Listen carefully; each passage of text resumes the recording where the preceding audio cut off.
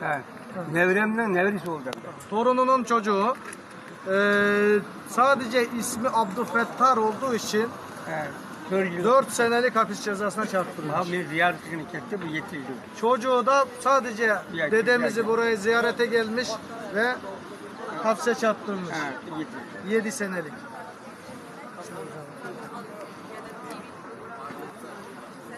Assalamu alaikum. Yani bunlar benim amcalarım. Yani Doğu Türkistan'daki tarımcılar için çok destek veren. Yani tarımcılar için hayatını dehşetken insanlardır. Bunların hiç suçu yoktur. Yani bunlar Yunuslardan mezun olan çok büyük iş adamları. Lakin Çin şu anda bunların işkence alıyor.